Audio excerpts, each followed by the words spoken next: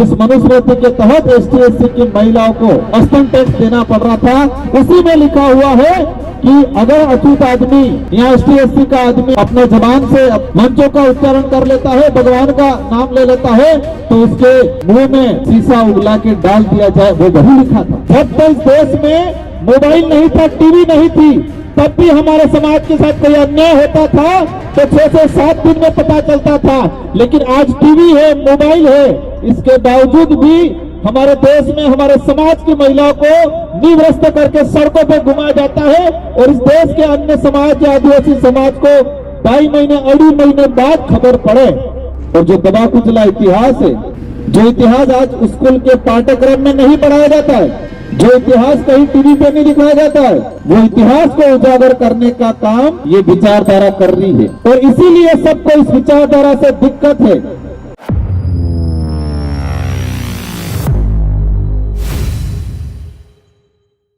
आज बिछीवाड़ा ब्लॉक में भील प्रदेश मुक्ति मोर्चा के बैनर तले हमारे इस जन जागरण की मुहिम को आगे बढ़ाते हुए यहाँ के स्थानीय कार्यकर्ताओं ने, यहाँ के समाज के प्रति शुभचिंतक साथियों ने मिलकर ये जो कार्यक्रम आयोजित किया है, इसलिए ना इतने दिनों से मेहनत करने वाले सारे सामाजिक कार्यकर्ताओं को मेरी ओर से खूब खूब धन्यवाद देना चाहूंगा। साथ ही ये जो महापुरुष हैं, जिन महापुरुषों के विचारों को, इन महापुरुषों के संघर्ष को और उनके बलिदान देने की वजह से आज हमें जो अधिकार मिले हैं और इन्हीं अधिकारों की वजह से आज मैं भी विधायक बना हूं। हो सकता है पांडाल में बैठे हुए अन्य हमारे जनप्रतिनिधि वो कहीं न कहीं इन महापुरुषों के बलिदान की वजह से हमको ये अवसर मिला है। मैं इन सभी महापुरुषों को नमन करना चाहूंगा। इस पांडाल में विराजमान हमारी माताएं, बहनें, आप सभी हमारे पूर्व वक्ताओं ने जो बात कही, समाज को लेके, आने वाले भविष्य को लेके, इतिहास में हमारे साथ क्या हुआ उसको लेके,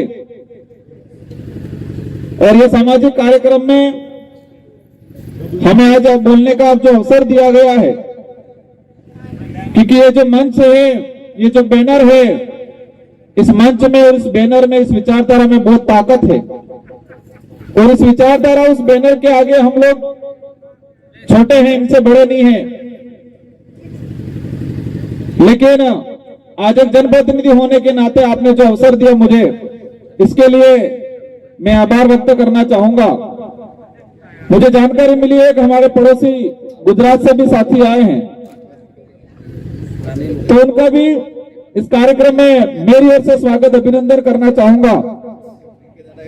आप सबके मन में कुछ न कुछ आशा है कि ये विचारधारा, ये संगठन हमारे लिए, आने वाली पीढ़ी के लिए और हमारे देश के लिए कुछ अच्छा करेगा, ये आपके मन में आशा है और वही आशा आज आपको यहां खींच के लाई है। मैं आश्वस्त कराता हूं आपको कि सच में ये विचारधारा आने वाली पीढ़ी को लेके, वर्तमान को लेके और हमारे समाज के जितने जो संवैधानिक अधिकार है उनकी रक्षा करने में एक नंबर पे काम करेगी। मैं आपको आश्वस्त दिलाना चाहूंगा। हम देश लेवल पे अगर सोचने चाहें, देश में कई पार्टियां हैं, कई सामाजिक संगठन हैं, लेकिन दूसरी तरफ ये सोचते हैं कि कौन सा सामाजिक संगठन जो आदिवासी समाज के संवैधानिक अधिकार की बात करता है, कौन सा संगठन है जो इतिहास में हमारे साथ जो घटनाएं हुई थी उसको वास्तविक वर्तमान पीढ़ी के सामने परोसने का काम कर रहा है। अगर ये सवाल करेंगे तो पूरे देश में यही संगठन है जो बिछीवाड़ा डूंगरपुर में ही नहीं, पूरे भारत देश के अंदर आदिवासी समाज के संवैधानिक अधिकार को लेकर काम कर रहा है। इसके अलावा दूसरा कोई संगठन नहीं मिलेगा। हम लोगों का कर्तव्य है कि हमने जिस समाज में जन्म लिया है, जिस संस्कृति, जिस परंपरा, रीति रिवाज में हम पले बड़े हैं, और उसी संस्कृति, रीति रिवाज, परंपरा के आधार पर हमको आदिवासी होने का प्रमाण पत्र मिला है, और उसी प्रमाण पत्र से हम छात्रवृत्ति प्राप्त करते हैं। इसी प्रमाण पत्र होने की वजह से हम नौकरी में जाते हैं, और यही आदिवासी होने का प्रमाण पत्र की वजह से सरपंच, प्रधान, एमएलए बनते हैं। तो उस प्रमाण पत्र में ताकत है कि नहीं है? इस प्रमाण पत्र जो मिल रहा है हमको आदिवासी होने का, उस प्रमाण पत्र में ताकत है कि नहीं है? अगर ये प्रमाण पत्र नहीं मिलता या ये प्रमाण पत्र नहीं होता तो आज हो सकता है हमारे समाज में जो एक ग्रोथ आई है वो नहीं आ पाती, और हो सकता है हम लोग एमएलए भी नहीं बन पाते, और जो आपके भी है इधर इधर कहते हैं कि मेरी पार्टी मां है, वो भी हो सकता है कि एमएलए तो ठीक है, वार्ड पंच भी नहीं बन पाते। मैं इस लाइन पे नहीं जाना चाहूंगा, लेकिन ये बात निकल गई थी प्रमाण पत्र की। लेकिन ये प्रमाण पत्र क्यों मिल रहा है हमको? आपने मोरे वहां कपाड़ जाम नहीं लगे लोग, आपने आदिवासी लगे लोग ये प्रमाण पत्र इसलिए मिल रहा है कि हम इस धरती के मूल मालिक हैं, और ये अपने बाप दादा कहता आदि आद ना दड़ी मूल दो ना दड़ी इन कहता हमारा बाप दादा कहता नहीं कहता आदि आद ना दड़ी मूल दो ना दड़ी। और इसी आधार पे इसके बाद हम आगे बढ़ते हैं। हमारे रीति रिवाज अलग है, हमारी संस्कृति जो हमारे बाप दादा हमको एक विरासत में देके गए, किसमें देके गए हैं? एक विरासत में देके गए। बाप दादा सिर्फ अपने पहले थोड़ी बहुत जगास गाड़ी नहीं किया है, इससे भी महत्वपूर्ण काम ये करके गए हैं कि हमको परंपरा देके गए हैं, हमको रीति रिवाज देके गए हैं, हमको ये सांस्कृतिक जो गीत है, भजन है, वो देके गए। ये हमारी सबसे बड़ी धरोहर है, वो हमें विरासत में मिली है। तो ये આપણે બસાડીને રાખવાની, આપણે નોટ કઈ नहीं કરી सकेंगा, लेकिन जो हमारे बाप दादा हमारे लिए जो करके गए हैं उसको संभाल के रखने की जरूरत है। और वो है जमी पाड़ी, वो है हमारी संस्कृति, वो है हमारी परंपरा, रीति रिवाज, और जो दबा कुचला इतिहास है, जो इतिहास आज स्कूल के पाठ्यक्रम में नहीं पढ़ाया जाता है, जो इतिहास कहीं टीवी पे नहीं दिखाया जाता है, वो इतिहास को उजागर करने का काम ये विचारधारा कर रही है। और इसीलिए सबको इस विचारधारा से दिक्कत है। दिक्कत क्या है कि ये संस्कृति, संवैधानिक अधिकार और इतिहास पे काम कर रहे हैं, इसलिए दिक्कत है। क्योंकि इतिहास जो जान जाएगा, इतिहास में हमको पता चलेगा कि हमारे समाज के बुजुर्गों ने बहुत बलिदान दिया।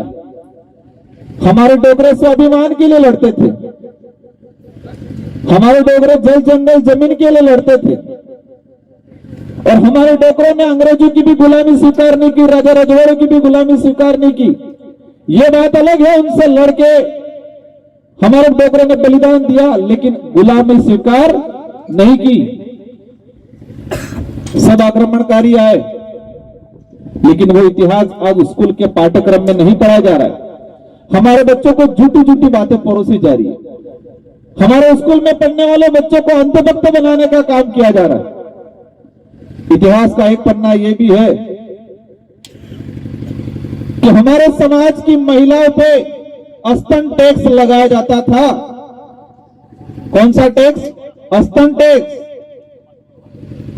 इस देश के इतिहास में जाएंगे 1735 के आसपास, मद्रास वाला जो इलाका था, एमपी वाला जो इलाका था, कर्नाटक, केरल, इस पूरे प्रांत में एसटी एससी की महिलाओं पे स्तन टैक्स लगाया जाता था।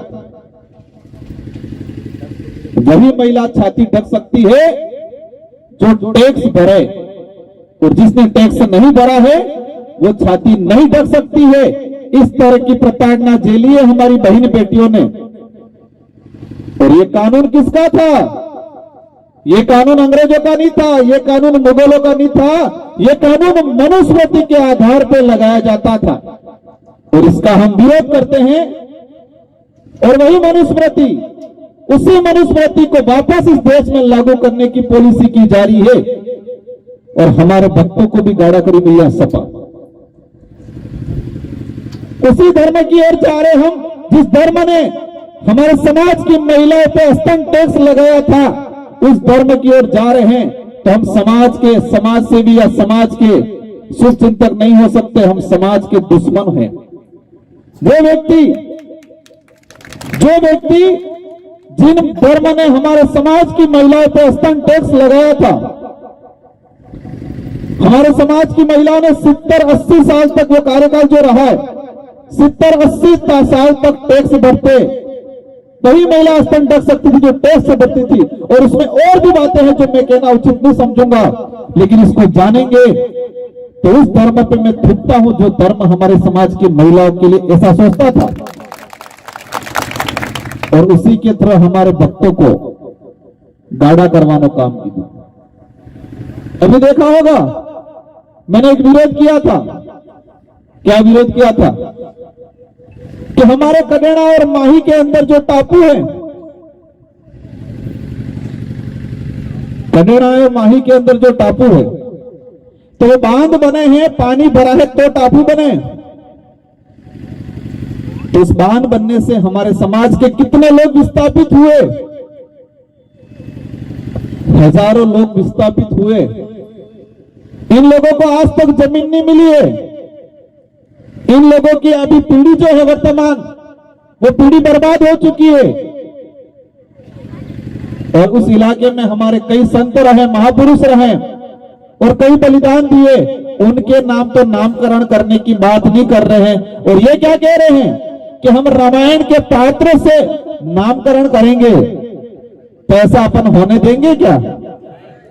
अगर नामकरण करना है तो संत सुरमाल महाराज, गोविंद गुरु महाराज, ज्योतिषर महाराज और जितने भी हमारे महापुरुष शहीद हुए हैं और जो भी बड़ा परिवार जो यहां से विस्थापित हुआ, उस परिवार के मुखियाओं के नाम से नामकरण होना चाहिए, ये मांग की थी। मैंने क्या गलत किया था?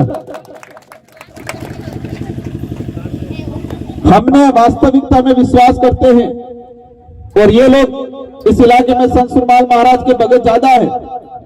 संत सुरमाल महाराज ने इस समाज को जागृत करने का काम किया है। संत सुरमाल महाराज ने समाज के लिए इन राजा रजवाड़ा अंग्रेजों की कई प्रकार की यात्राएं सही है और हम मान सकते हैं कि आदिवासी समाज में हमारे पहले गुरु हमारे इलाके में संत सुरमाल महाराज थे।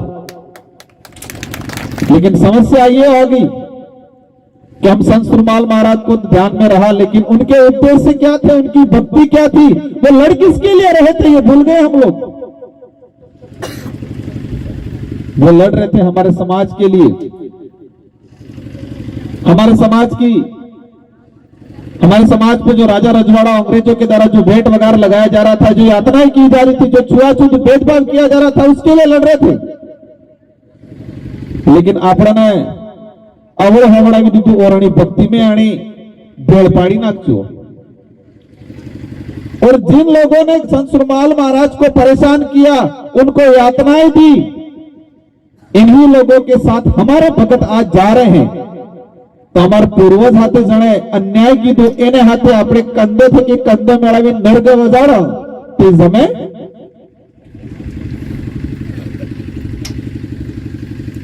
आज हम कहते हैं संत सुरमाल महाराज ने हेहो पाजूम कहे, कहते नहीं कहते, शीशा मतलब शीशे को उगला के उनको पिलाया,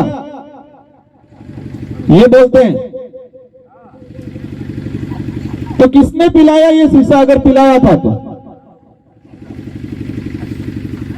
हमारे भगत बैठा है कहीं नहीं, हमारी माताएं भी अपने रात्रे भद्र मतलब जब अपने संत सुरमाल महाराज ने लईने भक्ति करा, अपने पाठ पूजा करा। इस देश के अंदर पुलिस वाला बैठा है, इस देश के अंदर आईपीसी सीआरपीसी लागू हुई। इस देश में अंग्रेजों ने 1860 के आसपास आईपीसी लागू की। इस बात को आप गौर से सुनना, 1860 के आसपास आईपीसी लागू की और उस आईपीसी के तहत इस देश में कोई भी व्यक्ति कोई भी गुनाह करता तो उसको सजा देने का प्रावधान किया। चोरी करता है तो उस धारा में मुकदमा होगा, मारपीट करता है तो उस धारा में मुकदमा होगा। यह आईपीसी सीआरपीसी में प्रावधान किया गया और वो लागू की थी 1860 के आसपास। और संत सुरमाल महाराज के साथ यातनाएं जो हुई और जो शीशा पिलाने की घटना बताई जाती है वो 1880 के आसपास की बताई जा रही है। मुझे ठीक से सन ध्यान नहीं है, लेकिन 1880 से 85 के आसपास की घटना बताई जा रही है। और हमें किताब में पढ़ी रहता है कि अंग्रेजों ने शीशा पिलाया तो अंग्रेजों ने कानून बना था आईपीसी, और आईपीसी में कहीं पर भी शीशा पिलाने का कानून दंड नहीं है। आईपीसी में मृत्यु दंड है, फांसी देने का दंड है, लेकिन उगला के शीशा पिलाएंगे ये कहीं लिखा नहीं है। तो फिर ये सजा किसके द्वारा दी गई और क्यों दी गई? और ये शीशा उगला के पिलाने का जो था वो दंड कौन से कानून में लिखा था? वही मनुस्मृति, जिस मनुस्मृति के तहत एसटी/एससी की महिलाओं को स्तन टैक्स देना पड़ रहा था, उसी में लिखा हुआ है कि अगर अछूत आदमी या एसटी/एससी का आदमी अपने जबान से मंत्रों का उच्चारण कर लेता है, भगवान का नाम ले लेता है, तो उसके मुंह में शीशा उगला के डाल दिया जाए। वो वही लिखा था। और अपने अंग्रेजन गाड़ी दे दी खुश थी गया। लेकिन जिसने वास्तविक हमारे समाज के साथ गलत किया था, जिसने हमारे समाज के साथ छुआछूत भेदभाव किया था, उनको हम भूल गए। उनको हमको लड़ से नहीं लड़ना है। आज हमको लड़ लेके गोपन लेने हरजा कामटी अपने संस्कृति में ही जरूरत पड़े रहे लड़वानो, लेकिन हमको उनसे ज्ञान से लड़ना है, पढ़ाई लिखाई करके करना है। हमारे सांसद एमएलए विधानसभा लोकसभा में भेज के लड़ना है। हमारे बच्चे वकील बना के कोर्ट के माध्यम से लड़ाई लड़नी है। तो मैं इसी बात पे आना चाहूंगा कि देश में जो पढ़ाया जा रहा है, देश में जो बताया जा रहा है, वो हकीकत नहीं है, हकीकत कुछ और है। मैं भक्ति की बात को कर रहा था। हमें शुद्ध भक्ति करनी है। हमारे गुरु हमारे संत सुरमाल महाराज थे, गोविंद गुरु महाराज थे, लेकिन इसमें जो कलम चढ़ा है उस कलम को वापस हटाना है और शुद्ध संत सुरमाल महाराज की भक्ति करनी है। उनके दुश्मन कौन थे उनको पहचानना है। जिसने यातनाएं दी, जो दुश्मन थे उनके ही साथ अगर हमारे संत सुरमाल महाराज के भगत अगर उनके साथ मिलकर काम करेंगे तो भगत कहलाएगा। जिन लोगों ने संत सुरमाल महाराज के साथ, गोविंद गुरु महाराज के साथ अत्याचार किया, अन्याय किया, इनके भक्तों को परेशान किया, उन्हीं के साथ हम आज मिलकर अगर भक्ति करते हैं तो वो संत सुरमाल महाराज ने भगत कहवे नहीं के भाई तुम स्वीकार करो कहवे पर बापड़ा हो करे हमारा बहुत बड़ा बापड़ा सबका। एक बात यह भी है कि हमारा समाज बहुत सीधा समाज है। हमारा समाज बहुत भोला समाज है। हर किसी पे विश्वास कर लेता है, जिसने जो कहा वो मान लेता है, और इसीलिए आज तक थका गया। जो देश का मालिक था आज देश के अंदर हालत खराब हो गई है। आज हमारे लोग मिलाना चारागा की जमीन पे बैठे हुए हैं, पर हमें पहला राम मंदिर में खुश हूं। एक कानून निकाला अभी कि राजस्थान के अंदर जितनी जो ग्राम पंचायत है, जो पंचायत आबादी में जो अतिक्रमण है, हमारे बाबा रोहन तो खबर उसने अतिक्रमण में अर्थ होता है। पंचायत आबादी बिलाना और चारागा की जमीन पे आपका मकान बना है तो उसको अतिक्रमण में मान रहे हैं और उसको हटाने का कानून बना रहे हैं। और हमारे भी खुश हो राम मंदिर में ये तो ठीक है। अभी क्या अपने द्वारिका में साबरमती पाए के खोज की दी एम गई एक बार टीवी माते बता रहे तो कि मोदी जी से उन्होंने पानी में उतरी ने में पूजा करे मायम के और भगवान नकल जा हर सबको आप जो करना महाराज ने करना भगत ने आप भी सुस्तू नेता कितने सपना आवे मन तो नहीं आपको ये देश को गुमराह करने का ढोंग रचा जा रहा है। हमारी लड़ाई किसी भी समुदाय से भी नहीं है, हमारी लड़ाई किसी जाति से नहीं है, हमारी लड़ाई किसी धर्म से नहीं है। ये देश का संविधान कहता है कि हर व्यक्ति को अपने विवेक या अपनी इच्छा के अनुसार धर्म अपनाए, जो करे। जो हिंदू मानता है वो मानो, आप कोई दिक्कत नहीं। जो ईसाई मानता है वो मानो, कोई दिक्कत नहीं। जो मुस्लिम है मुस्लिम मानो, कोई दिक्कत नहीं। लेकिन आदिवासी समाज को धर्म की अंधकार में जो फंसाने का काम कर रहे हैं, जिससे हमारे आदिवासी समाज के व्यक्ति का विवेक खत्म हो रहा है, सोचने समझने की शक्ति खत्म हो रही है, वहां हम विरोध करेंगे और आपको साथ देना है। और ये बात यही तक नहीं, अपने घर में, परिवार में, रिश्तेदारी में, अपने गांव में बतानी है कि हमको सच्चाई के लिए लड़ना है। हम संत सुरमाल महाराज के भगत है, गोविंद गुरु मगाड़ महाराज के भगत है, उनकी शुद्ध भक्ति करेंगे, मिली मिलाई भक्ति नहीं करेंगे।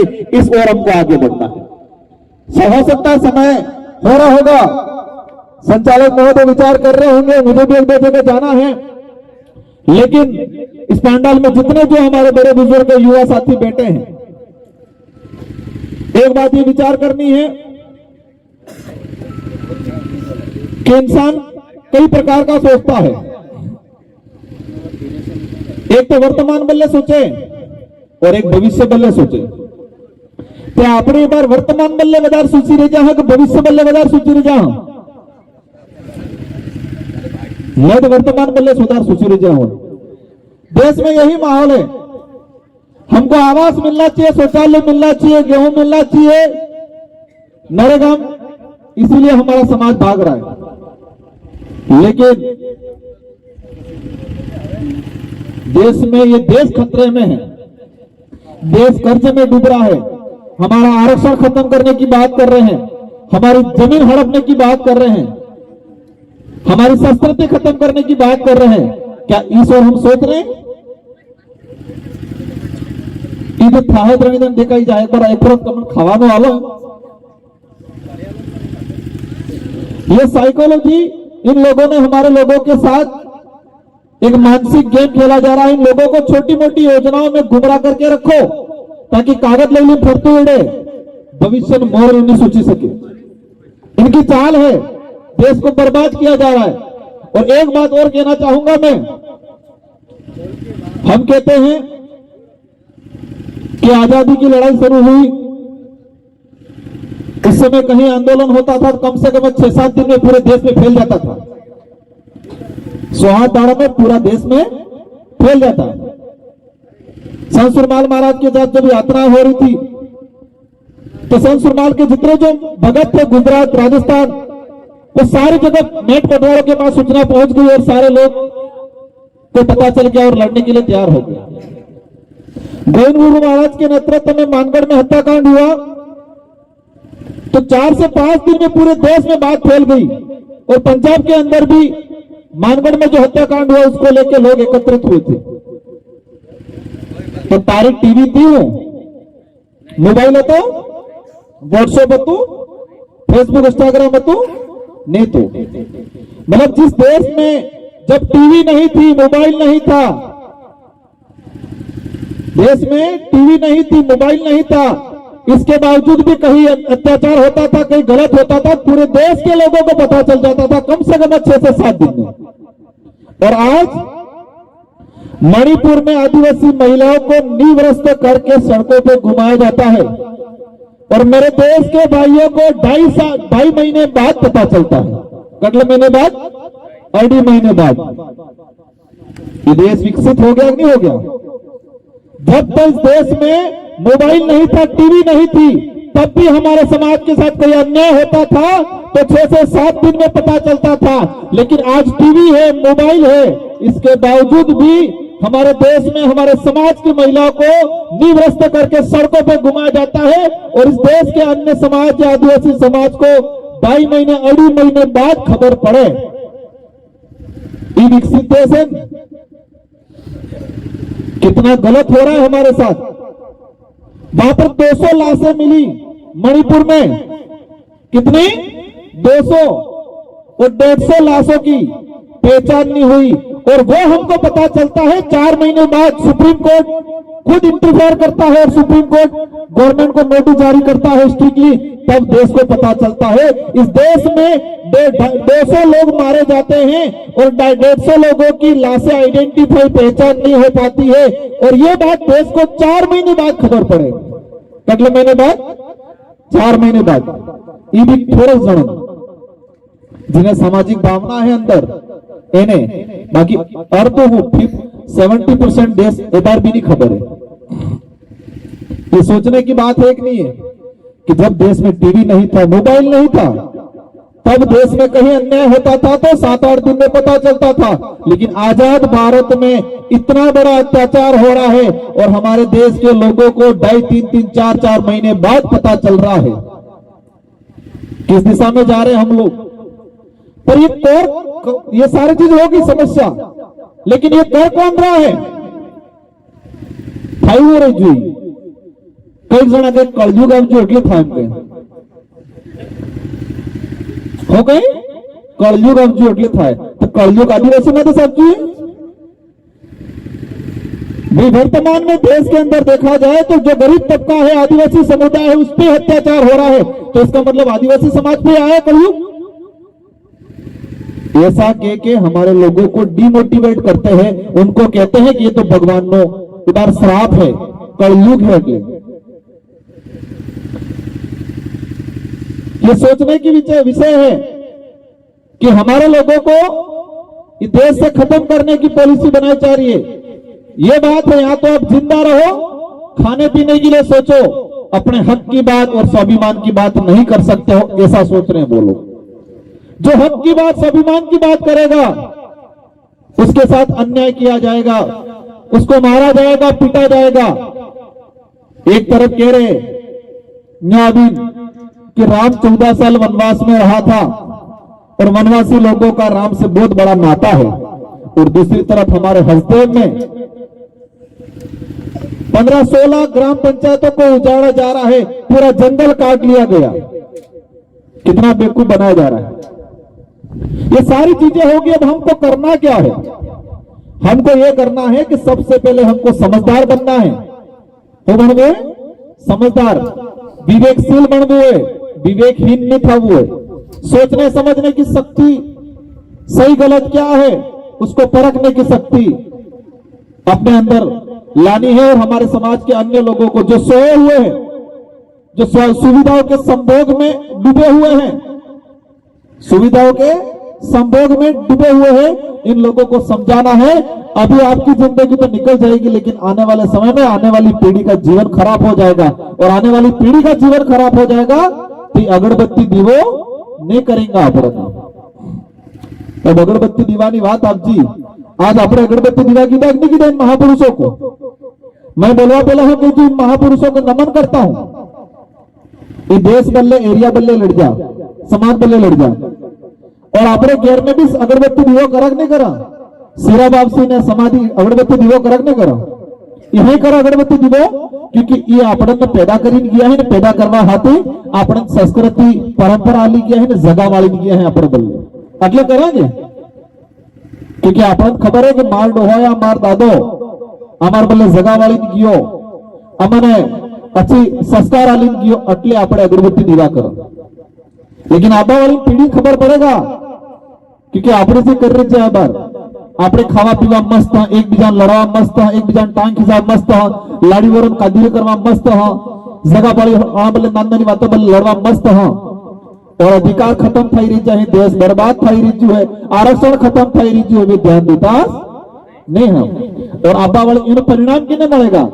इन नुकसान आपन ने आबा वाली पीढ़ी भुगतવું पड़ेगा, और आबा वाली पीढ़ी खबर पड़ेगा कि आमार जो डोहा था ये लड़ावा हमने खावा पीवा मस्त रही जा ने पेले धर्मनो धंधो आलियो, धर्मनो नशो पीड़ा जो अणामो समस्त रही जा, आरक्षण मटी गई, जल जंगल जमीन खत्म થઈ ગયું, संस्कृति खत्म થઈ ગઈ, अधिकार खत्म થઈ ગયા, तो आबा वाली पीढ़ी आपन अगरबत्ती दीवो करे नहीं करे? समझ में आप जी उसका मतलब? આપણે અગરબત્તી દીવો કરી છે આટલી કરી છે અને બઢિયા કરીને ગયા પણ આબાવાળી પીઢી આપણે અગરબત્તી દીવો નહીં કરેગા એટલે નહીં કરેગા કે આપણે ખાવા પીવામાં લડાઈ ઝઘડા મસ્ત અને અધિકાર ને आरक्षण में देश बर्बाद થઈ રહ્યું છે एक सिरा बाप से भी मली जाएगा बम बमावी नाकी देगा। इसलिए हमको हमारे वर्तमान तो जीना है लेकिन आने वाली पीढ़ी के लिए भी जीना है। देश में आज किसान आंदोलन हो रहा है, अभी हम पंजाब गए थे, चंडीगढ़ देखा, बुजुर्ग लोग आगे क्या कह रहे हैं कि हमने जिंदगी जी ली समाज के लिए देश के लिए हम लड़ेंगे हम कहीं, युवा को कह रहे आप पीछे रहो हमारी ढाल बनके मरना पड़ेगा तो हम आगे हम कहीं। और हमारे तंजना डोहा मैं तो थाकी गया हूं हम कहीं, मैं तो स्वर्गम जाऊंगा हम कहीं कहीं नहीं कहीं आने तो काम पता है ना अपने स्वर्गम जाइन करेंगे समाज बल्ले लड़ाई स्वर्गम जाइन लड़ेंगा विजय लड़ेंगा क्या इस तरह रुझिए और जाके हमारे के लिए आई है नहीं आई है तो फिर ऊपर हम कहीं आई बात अपनी सवाल चाहूंगा आपको हमारी आई थी सनावाल जी आई है और पलन आई तभी जानो मैं इस मंच पे इस बातों पे नहीं जाना चाह रहा हूं लेकिन वो वक्त भी आएगा इन बातों को यहां बढ़ाएंगे और तरीके से इनकी धुलाई करेंगे और सच्चाई जनता को बताएंगे। इसलिए मैं इन्हीं शब्दों के साथ मेरे जितने भी सामाजिक कार्यकर्ता हैं, मेरी माताएं बहनें हैं, बड़े बुजुर्ग हैं, आप सभी से यही निवेदन है, मैंने जितनी जो बातें बताई ये जो समस्या है उसका समाधान एक ही है कि हमको सजग बनना है, हमारे बच्चों को पढ़ाई लिखाई करवानी है और हमारे बच्चों को देसी खान पान खिला के मजबूत रखना है और हमारे इतिहास को समझना है, सच्ची भक्ति करनी है और समाज के लिए लड़ना है और उन नेताओं का ध्यान रखना है जो हमारे आरक्षण बेचने का, जो हमारी संस्कृति खत्म करने का, जो देश के लूटने में योगदान दे रहे हैं उन नेताओं को खत्म करना है क्योंकि लोकतंत्र की चाबी हमारे हाथ में। ये देश संविधान हमको देके अभी जिसको हम वोट कहते हैं वो हमारे हाथ में है।